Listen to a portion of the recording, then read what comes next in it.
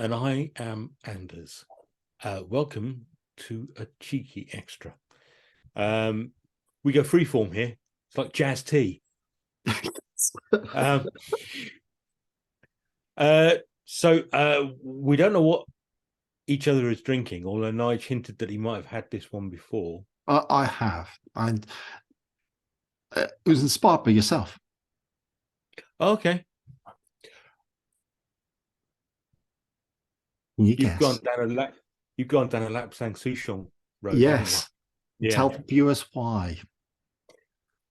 We shared a couple last night, didn't we? Yeah, I was down in Dorset. Yeah. I've been visiting my parents and things. Me and Mrs. Nige popped in for a quick cuppa with Anders on the way back. We dropped off some teas, and you gave me some teas and things to get. Yeah. And I had a cup of your It's Tea Earl Grey, and that was really nice because I'd never had that. And Anders went for a Lapsang Souchong, and I thought, from It's Tea, yeah. I really, it's ages, and I've been thinking about it ever since. And I've got my Bird and Blend Smokey Russian, which is a Lapsang. That's right. Yeah. So I've got myself a cuppa of that. Yeah. I'm very happy. Thank you. Excellent. I've gone rogue. Okay. What have you got? On my last visit to It's Tea, this isn't sponsored by It's Tea, but it might as well be. I got talking to someone there who talked about fermented tea. Ooh. Yes. Yeah. In fact, it's a tea called Pu Erh. As in Pu Erh, madam. It's a fermented tea. I really don't know how it works, but they pick the leaves, they let it go, they let it they ferment them. They ferment the leaves, basically. They just let it go and let it oxidize a bit. And basically rot, isn't it? They just let it rot. Yeah. You've got now I was given some advice. Yeah, rotting tea. Yeah. And I was given advice to make it taste better. But I thought, sod it. No. Let's have it in its raw form. Yeah. You're off to a bad start. Oh, you have to take this to make it taste better. Yeah. That's not a good start. It's not a great start, but you know. Come on, let's see what's going on. Come on. Oh my word. Oh dear. No dear. This smells of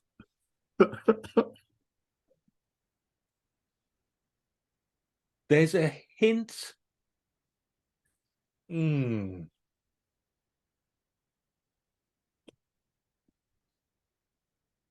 There's a hint of hot fishmonger about it. Oh. Yeah. There's a hint of a little bit of skate that's been sat in the fishmongers for quite a while, and it's starting to shrivel up because of the heat. Like the Worcestershire factory. Yes, this is what this smells like. Well, come on. What's it taste like?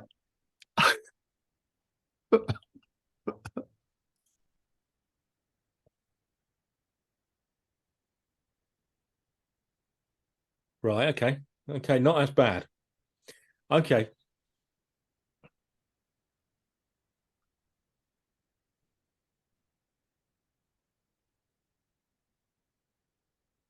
Really interesting taste. If you can take the smell away, I'm sure it's not that bad. Right. But that's what I'm going to do. I'm going to go scientific.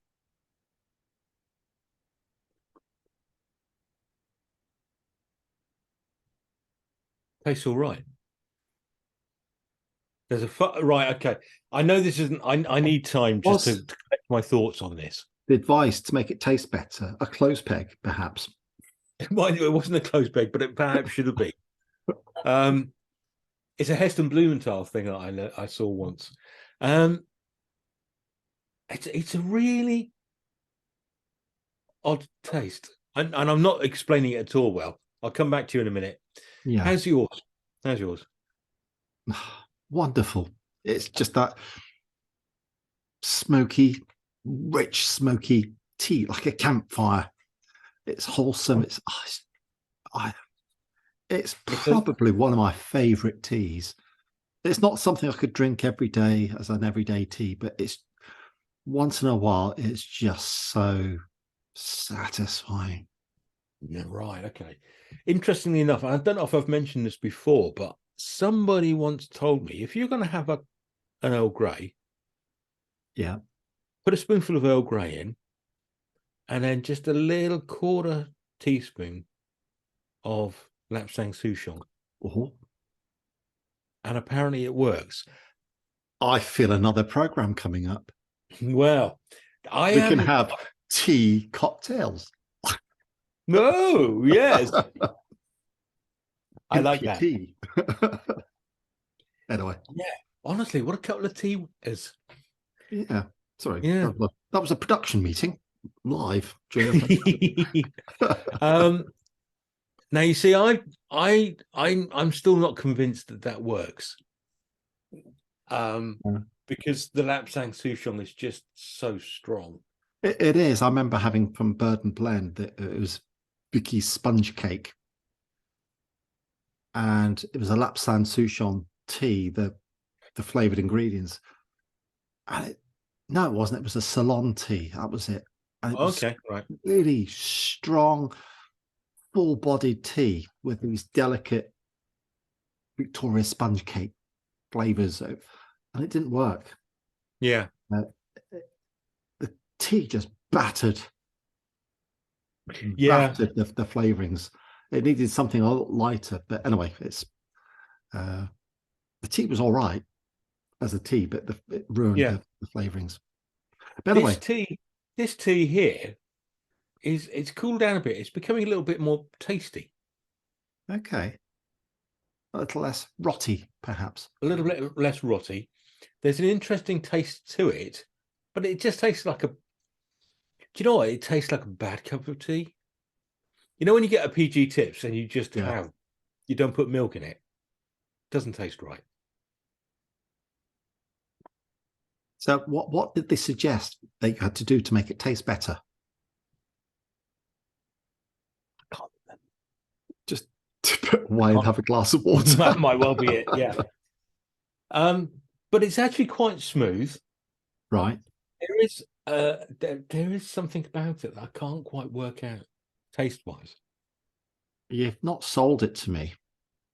No, I haven't sold it myself yet. Anyway, let's talk about what's on your shoulder. Oh, Betty. Yeah, Betty. Betty Boo. Doing the do. Boo Mania. Betty Boo. Yeah. What a gal. 1990, was it? Yeah, 1990. This came 1990. Excellent. Now, I quite liked heavy rock and all sorts of stuff. And this was a bit of a departure for me in the sort of stuff I listened to. Yeah. I just love the music. She writes great songs. And I thought she was quite pretty. There was that crush on her when I was a lad. Yeah. And yeah, so I bought the album, which just looks so out of place in my collection. And again, if you get this, we can get a proper album. You got stuff inside. Yeah. Yeah, it's side two. Lovely. I'll go through the track listing. Do go on. Side one, Where Are You, Baby? Where are you, baby? That was the big hit, I think, from the album. Yeah. Hey DJ, I Can't Dance. In brackets to that music that you're playing. Track 3, Boo is Booming. 4, Boo's Boogie. 5 is 24 Hours. And track 6, Valentine's Day. Then you Lovely. Okay. swap the disc over on the reverse side. You have Yep. Doing the Do, which is also quite a big hit single. Yeah. Doing It to Death. Don't Know What to Do. Shame. Mumbo Jumbo. And Leave Me Alone. And there's a bit of a cartoon on the back. Yeah, there was, wasn't there? Yeah. Betty Boo on her adventures. Yeah. Absolutely love it. Love the music. Fun music. Bouncy music. You dance to it. And she's very pretty. She's very pretty. And she sort of like disappeared from the public eye, but And incredibly talented. We're just talking before we came on camera. yeah, she's a very prolific songwriter. she is. Yeah. And do you remember that program, think.